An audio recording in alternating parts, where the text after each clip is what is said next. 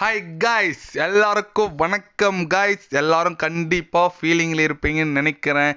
ஏன்னா Chennai Super Kings அணி play ஆஃப்ஸுக்கு போகிறதே சதேங்க போல தான் இருக்குது. அது மட்டும் இல்லாமல் எல்லா பிளேயரும் அவங்க நாடு வேறு திரும்பிட்டு இருக்காங்க. ரொம்ப வருத்தமாக இருக்குது. இருக்கிற பிளேயருக்கு இன்ஜுரி எல்லாம் வெளியே போயிட்டுருக்காங்க. அதனால் சென்னை அணி பிளே ஆஃப்ஸுக்கு போகிறது சதேங்க தான் நினைக்கிறேங்க. ஏன்னு கேட்டிங்கன்னா, நான் முஸ்தபிசர் ரஹ்மான் கூட அவங்க நாடு திரும்பிட்டாருங்க. ஆனால் நாடு திரும்பத்துக்கு முன்னே தோனியை பற்றி சில பல வார்த்தைகள் சொல்லியிருக்காரு. அது என்ன ஏதுன்னு வீடியோ டீட்டெயில்டாக பார்க்கலாங்க. முஸ்தபிசர் ரஹ்மான் பார்த்தீங்கன்னா கண்டிப்பாக இந்த ஐபிஎல் நல்லா பண்ணிட்டு வந்துட்டுருக்காரு. இது வரைக்கும் இது முன்னே ஐபிஎல் ஆன சீசனோட இந்த சீசன் நல்லா பண்ணியிருக்காரு. தோனியை பற்றி சில பல கருத்து சொல்லியிருக்காருங்க.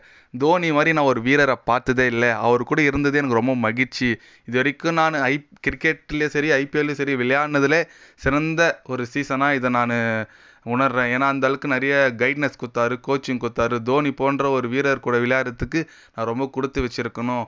கண்டிப்பாக அடுத்த சீசன் அவர் கூட விளையாடணும்னு சொல்லிட்டு நான் கடவுளை வேண்டிக்கிறேன். கண்டிப்பாக நான் அவரை திரும்பி மீட் பண்ணோம், அவர்கிட்ட நிறைய நான் கற்றுக்கணும் அப்படி இப்படின்னு சொல்லிட்டு நல்லா பெருமையாக பேசியிருக்காரு. லாஸ்ட்டாக அவர்கிட்ட போக சொல்ல அவர் சென்னை சூப்பர் கிங்ஸ் ஜெர்சியில் சைன் வாங்கிக்கின்னு, முஸ்தபிசர் ரஹ்மானோட ஜெர்சியில் தோனி சைன் வாங்கிக்கின்னு அவர் கிளம்பியிருக்காருங்க.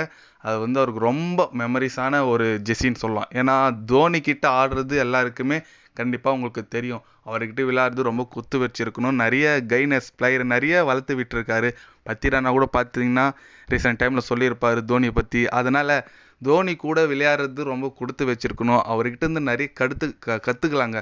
நிறைய அவர்கிட்டேருந்து லேர்ன் பண்ணணும், நிறைய எடுத்துக்கணும். அவர்கிட்ட அவரோட எக்ஸ்பீரியன்ஸில் என்னென்ன கற்றுட்டு வச்சுருக்காரோ அது எல்லாத்தையும் நம்ம எடுத்துக்கணும். அதுமாரி எல்லா பிளேயர் நினைக்கிறாங்க. அந்தமாரி தான் முஸ்தபிசர் ரஹ்மான் நினச்சிருக்காங்க. அதனால் முஸ்தபிசர் ரஹ்மான் போயிருக்கிறதுக்கு கொஞ்சம் வருத்தம் அளிக்குது. இருந்தாலும் அவங்களோட நேஷ்னல் டியூட்டிக்கோசரம் போயிருக்காரு.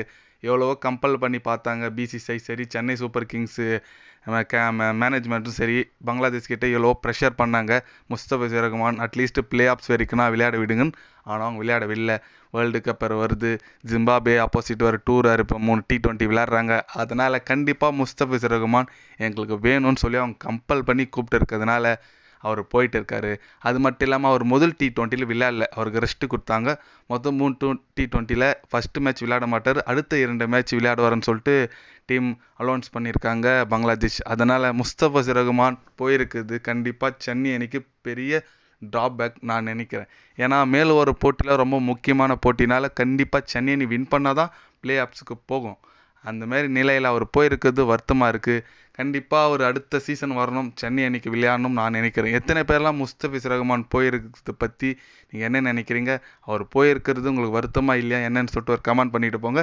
இது போன்ற ஸ்போர்ட்ஸ் நியூஸை தெரிஞ்சுக்கணுன்னா சேனலை சப்ஸ்கிரைபும் லைக்கும் பண்ணிக்கோங்க. கண்டிப்பாக கிரிக்கெட் பற்றி, முக்கியமாக ஐபிஎல் பற்றி day by day channel update வரும். மறக்காமல் சப்ஸ்கிரைப் மட்டும் கொஞ்சம் பண்ணி வச்சுக்கோங்க. நன்றி, வணக்கம்.